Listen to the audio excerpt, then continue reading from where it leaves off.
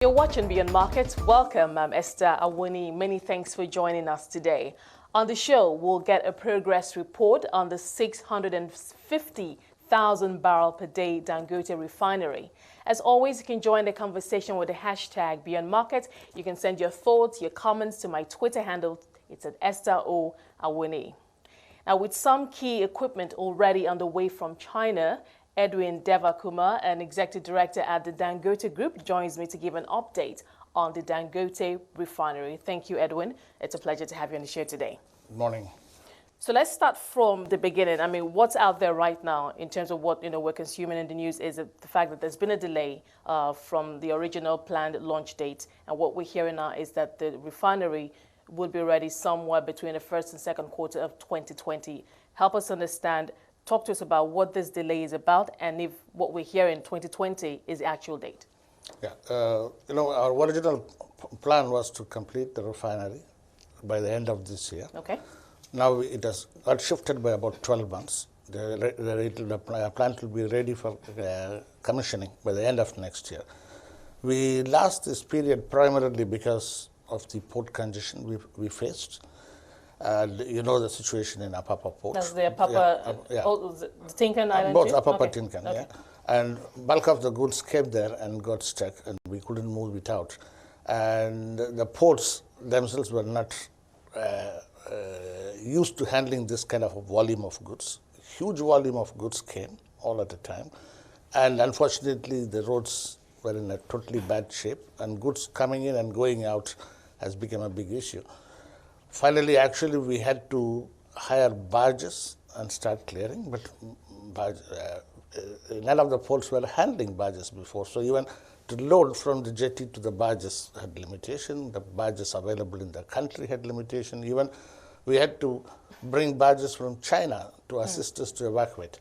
So this one, we were hopeful that yes, we could evacuate faster, but it really took this period of time. And that is the primary cause of the delay. And as far as the construction work is concerned, this is one of the construction sites having the largest number of piles in the world, almost getting close to now 150,000 piles. So all the piling work is completed, and the superstructure work has started. Mechanical erection of the structural steel is moving ahead. Equipment erection has started. So otherwise, the work has been progressing quite well. I know that you're expecting, sorry to bother you, you're expecting one key, one key equipment to arrive from China. Could you tell us about that? Well, though it has been talked about so much, it's really not the key equipment. The heaviest equipment is a 3,000-ton piece, which has already arrived at the site and we have installed. Okay. And the tallest equipment is taller than the one which is coming from China. So that is also getting under shipment. So there are much larger equipments, structures almost equal to a 40-story building height. And as I said, a single piece weighing 3,000 tons. So there are a huge number of over-dimensional cargoes, which some of them have come, some of them have been installed. The rest of them are coming, including the atmospheric residue column, which is coming from China. So the shipping-wise, actually all the equipments have been ordered. Shipping-wise too, most of the equipment have arrived. The rest of them are coming in. So does it make it, this congestion that you're suffering from, does it make it difficult to predict when some of these equipment will arrive? I mean, does it make it difficult for you to even plan? Because if that's what's causing the delay and you're expecting a lot more coming, I'm just wondering, what are the chances of this, causing further delay? Yeah, what we have done now is actually, we started constructing a quay right next to our refinery site to receive the over-dimensional cargoes. All the ports in Nigeria and in most of the parts of the world are constructed to handle containers, bulk cargoes, or normal cargoes. So the jetties are constructed to handle 2.5 tons per square meter load. We need exactly 10 times that. So if you bring any of this big equipment and put it on the port, as we offload it from the ship, the whole jetty will collapse. So we constructed a quay to handle over-dimensional cargoes. So now what we are doing is, we have already informed the relevant authorities that we want to expand it on an express basis. So within the next 60 days, we can construct 2 more quays to receive. And the approval process is already on.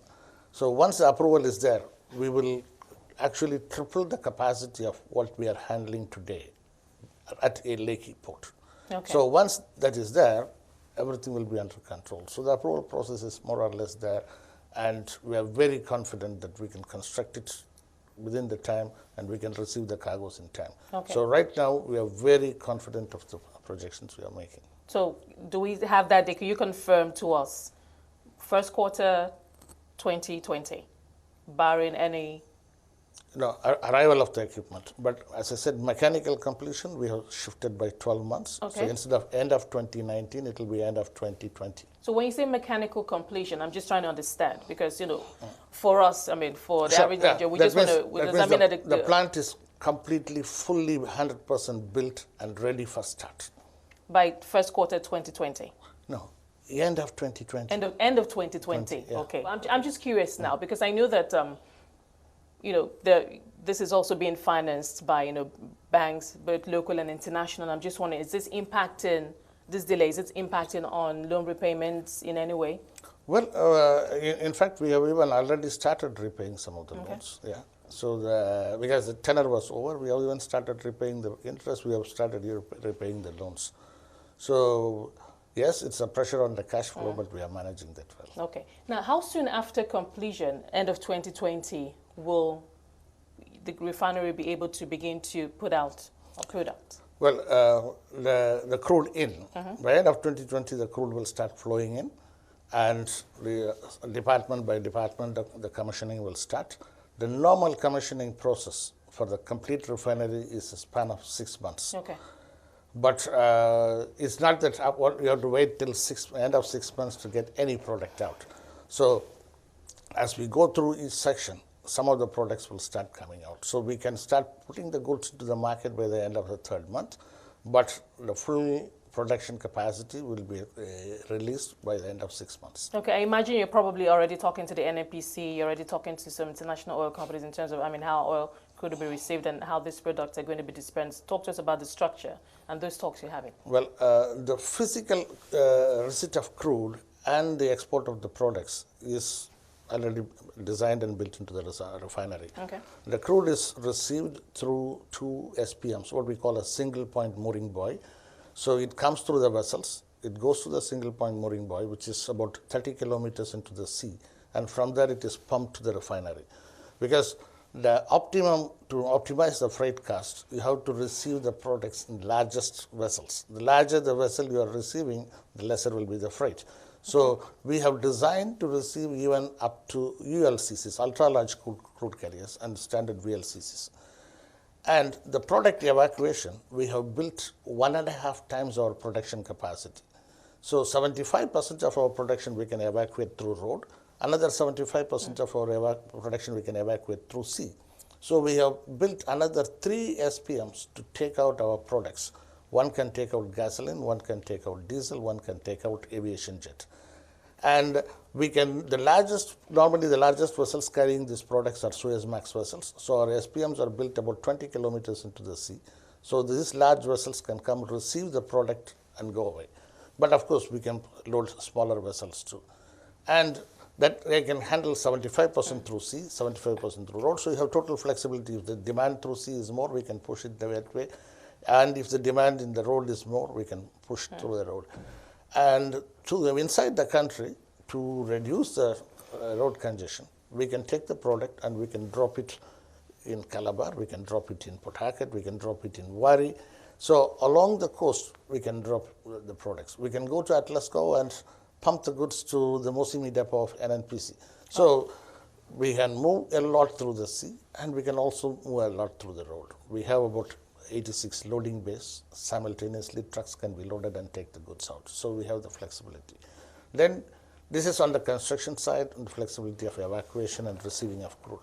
But actually, your question was also on how are we tying up. The government, under the law, they have an obligation to give certain percentage of crude to the local refineries. Okay. And that is why, even the NNPC refineries get their own allocation. However, notwithstanding that, we are entering into the market at a time when the Nigerian crude sales is also under pressure. You know, bulk of our products used to go to US. Now US has become a net exporter of crude because US was buying this light sweet crude. Sweet, yes, sir. So now the US LTO, the light tight oil production has gone enormous, which is similar in characteristics. They are using their own and they are exporting too. And when this situation turned, we started exporting some of our products to the Asian market. Now, if you see in the last few months, especially last 2-3 months, the US has put a lot of pressure to push their LTO into the Asian market too. So, the demand for our crude, compared to what it was, has come down in their primary markets. So now the country is looking for alternative markets for our crude. So we are coming in at the right time. We can absorb all the crude. So one is the country has a ready market for its crude. That's number one. Number two, the country is exporting the crude today, and it's sold at the international price. It's at the same price we can buy. So even the country itself it would make sense for the country to sell the product to a local refinery at the same price at which they are selling in the open market, rather than get into the logistics of putting into the ships and exporting. Just hand it over to the local market. Pricing has also been, because there's still that ongoing debate about how this affects pricing. I mean, starting from international oil prices, and then how that affects domestic pricing here, the landing costs versus how much is eventually going to be sold at a pump price. And different conversations we're having is, on one side, there are people who are saying they expect, with the refinery coming on board and sucking up entire domestic demand, we expect some maybe lowering of the pump price, and some are saying no, the math does not add up, they probably wouldn't. But I mean, you're here, so what can you tell us? No, it is very simple today. You see, as I said, the crude, as far as the crude is concerned, they are, whatever is the FOB price at which they are selling to any country or any company in the world, it's the same price at which you'll buy. So the country is not having any loss of revenue, and the only thing, they have an added ready consumer sitting within the country who is also going to contribute to the economy and employment. When it comes to the product, today the country is importing the products and they are selling it into the market.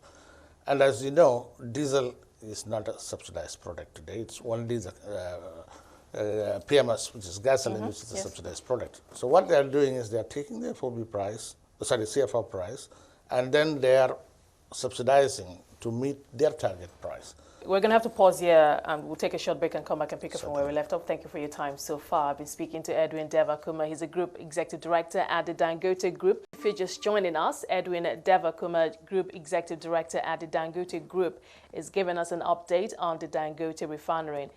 Edwin, thank you for your time so far. Let's pick up from where we left off, and let's just quickly wrap up on the crude side of things. Sure. For the refinery, exactly what products would it be producing?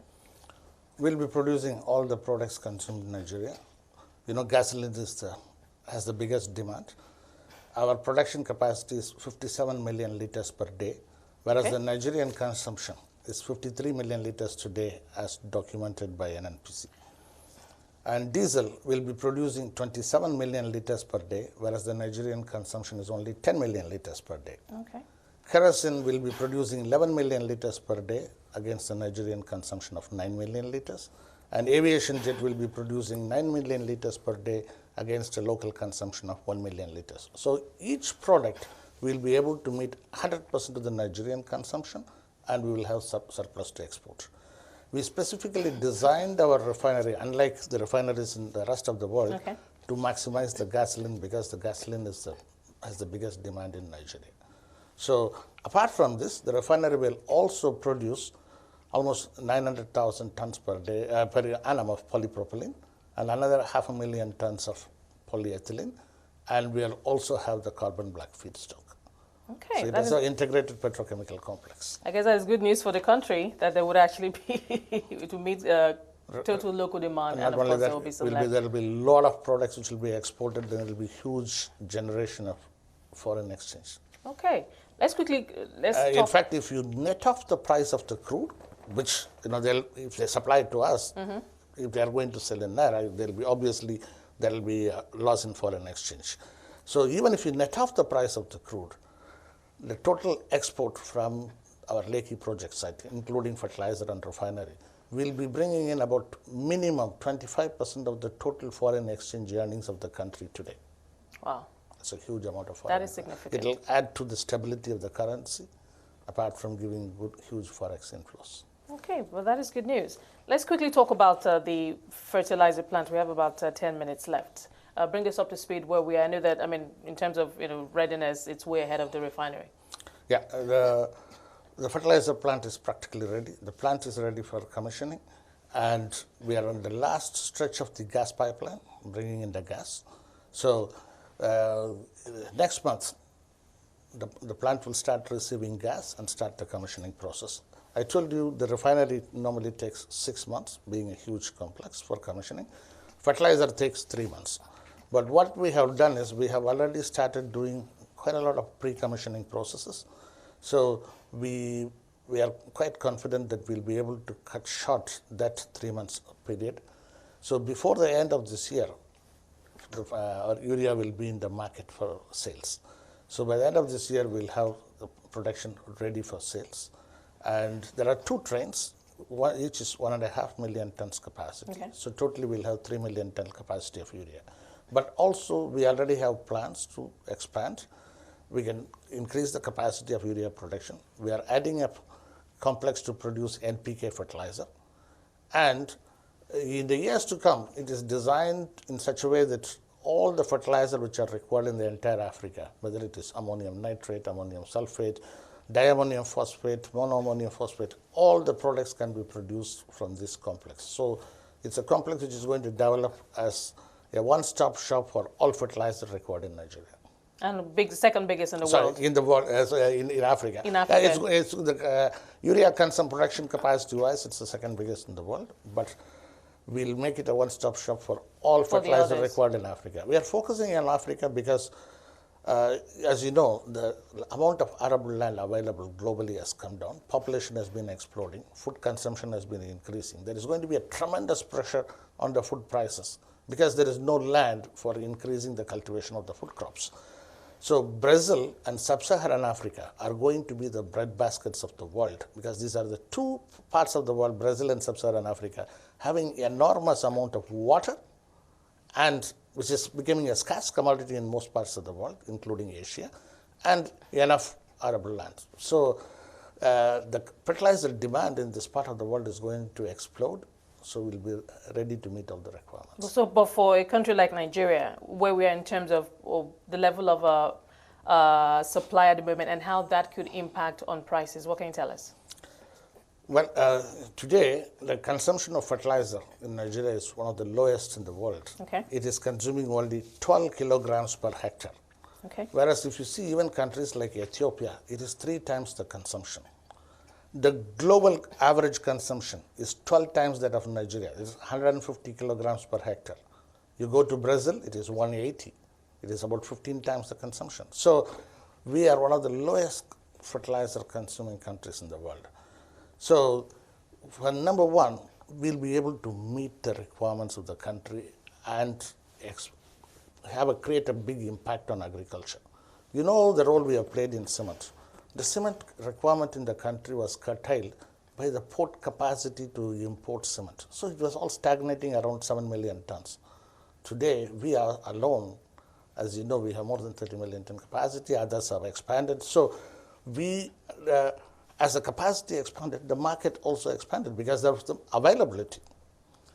So the same way today, there are a lot of issues regarding the importation of fertilizer. So the product is not available at the right time, at the right price, which is having an impact on the consumption of fertilizer. So once you make it available at the right price and at the doorstep, because that's one step which we took in cement to invest on logistics and distribution network and make it available where it is required, which is we are already planning, and we are already on the threshold of our trucks arriving for distribution. So we should be able to meet all the requirements of the country. And also, we'll be developing jetties near the fertilizer plant to export. So we can have a good export income. Right now, we'll just meet the Nigerian market and rest of the production will export. And as the Nigerian consumption increases, we can restrict the exports and push it to the local market as much as possible. Interesting. Now, in all of this, from both the crude refinery to the fertilizer refinery, talk to me about the support you've received from the government so far. I know that especially for the refinery, the refinery, I know the CBN had a very keen interest in it, and I mean so does everybody, including I also use petrol. But in terms of just general government support, the enabling environment, helping to ensure that it's quite curious because just thinking about how the delays are still suffering at the port. I'm just wondering, because this is one of the key issues that the government is personally dealing with. I'm just wondering, so, but what can you tell us? Well, you talked about support on foreign exchange. To begin with, the petroleum refinery is actually a free zone company. So as such, it is not entitled for getting foreign exchange locally. So all the foreign exchange required has to be generated by the company. But coming back to the enabling environment, the Central Bank of Nigeria has been quite supportive, especially on the fertilizer, because it's not a free zone company, and on our other business investments too. And the government, normally what we do is when we make an investment, we plan and design it in such a way that we do not look to the government for support. Number one, we can be accused saying that, okay, we are getting political patronage or government patronage. It's unfortunate in this part of the world because normally any country looks for investments. They look for foreign direct investment and local investment. And they encourage the investment, so they meet the investors and do whatever is required to make them come and invest. But here, especially when the group is big, they will say, okay, maybe they are taking undue advantage. So we design our businesses and structure it in such a way that we do not look for any concessions. We do not look for any government support. We do not get any investment advantages. We take advantage of what is available in the books, in the laws of the country. For example, we have Pioneer Status Facility, which is available to any investor in any business, which we will be entitled to, which is a very good, attractive benefit, though they are trying to actually change the pioneer status, which the country should not do, because that is going to have a major impact on any investment coming into the country. What has been in the law for the past few decades should continue. And that itself is a good enough benefit for any investor to come in. And you talked about the enabling environment. Yes, you have problems with the port, probably you have problems with the road. And the government is doing its best to focus upon it. But in any environment, you go to any country, it has its own unique challenges. So the country should stop moaning or complaining about the challenges we have in this country. You have seen how we have grown. We got into the manufacturing business about 25 years back. Today we are the largest producers of cement in Africa and the largest in Nigeria too. So we are investing in fertilizer, we are investing in refineries. So there is opportunity irrespective of the environment. So what is that one advice? I mean, as a big investor, local investor here in the country, speaking to another investor, perhaps a foreign investor coming in, what is that one advice you would give to that investor? It's very simple.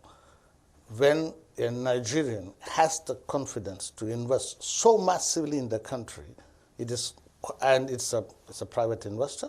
Most of our businesses have leveraged very little. If you see businesses, they normally structure it in such a way that they leverage it heavily with bank loans or they leverage it heavily with public equity. We are the other way about. It's an entrepreneur-driven companies with most of the investments coming from the investor, which means he has confidence that his money is not going to go down the drain, but the money will multiply. That should give the attraction to any investor from any country, that is huge potential in the country. Okay, Edwin, thank you so much. We're going to have to leave it there. Thank you for talking to us today. We appreciate your time on the show. I've been speaking to Edwin Devakumar. He's the Group Executive Director at the Dangote Group, bringing us up to speed on the progress on both the fertilizer and, of course, the refinery here in Nigeria. Thank you so much for being a part of today's Beyond Markets. Remember, you can watch the show at 5 p.m. West African time daily and have access to all previous episodes of the show on our website at cnbcafrica.com. You can also stay engaged with the hashtag Beyond Markets. You can also send tweets to my Twitter handle too. It's at Esther Awoniyi. For myself and the team, it's bye for now.